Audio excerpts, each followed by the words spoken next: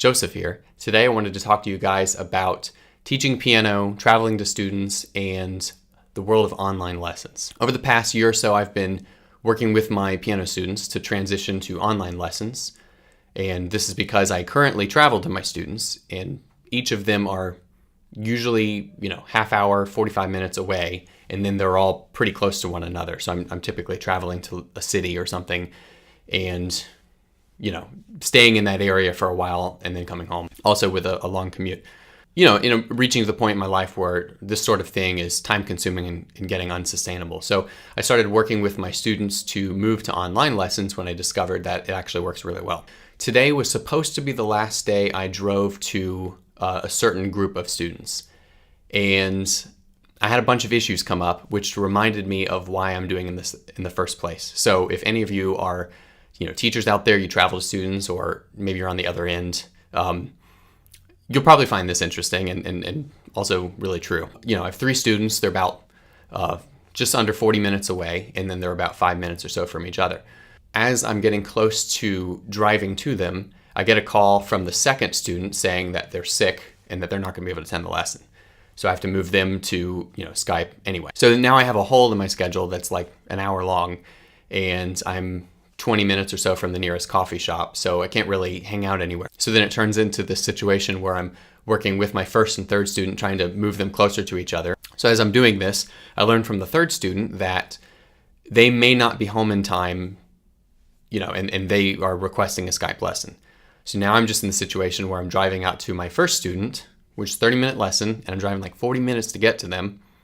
And the only thing that makes this all worth it is to group a bunch of them together. Because if you're just driving to one, it's not very good money per hour. Not to mention, I hate traffic. I despise it. I would rather be home practicing than drive in traffic any day, which is, another reason why I'm trying to make this transition. Also, right as I'm about to drive out, I learn of an accident a couple exits south of me, which adds, 10, 15 minutes to the drive.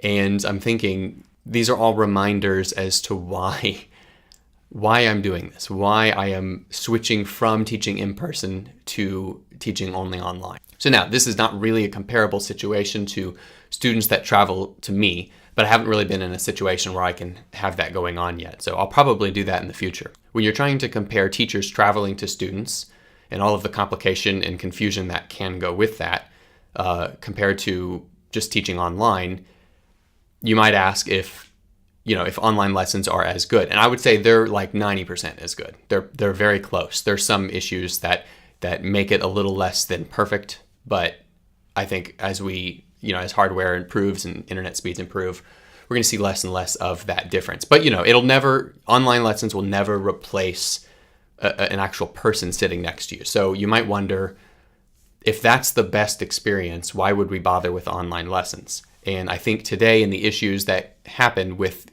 dealing with a lot of students, this is exactly why. I mean, first of all, I don't really think it's sustainable. I don't think you can maintain a huge amount of students and be driving to them constantly and dealing with one getting sick and filling holes and constantly texting people. It just gets overwhelming. And not to mention, you're burnt out, you're tired, you're not really going to practice as much yourself, at least when your students are this far away.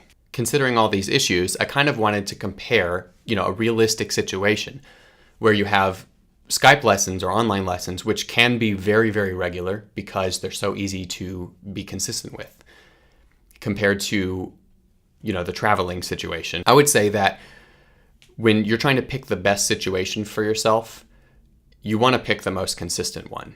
For the most part, teachers provide accountability and they'll advance your assignments and kind of keep you moving forward. So if something happens where you miss a week, your assignment doesn't advance, and over the course of a couple of months or even years, this can make a big difference compared to if you're systematically attending every week, or you're attending whenever you mean to attend. That's really the big thing. So in this situation where you're comparing very consistent Skype lessons where you have the basic technology, you don't have any lag issues or anything like that, to the in-person lessons where it's inconsistent because of various scheduling conflicts or flu or traffic, stuff like that. I would say the Skype one is going to be better for most people because, again, they need that consistency.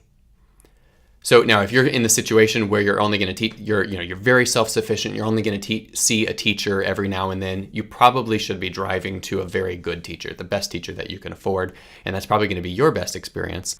Unless you're happy with Skype, in which case you can see one of the best teachers you can afford over the internet. I hope this is helpful in considering which format of lessons to go with if you're either a student or a teacher. I would love to hear your thoughts on these things. So feel free to add to the discussion below. Definitely hit that subscribe button, as I am kind of just getting my start here, but I have lots to share. So if you're interested, definitely follow me. That's it for now. I'll see you later.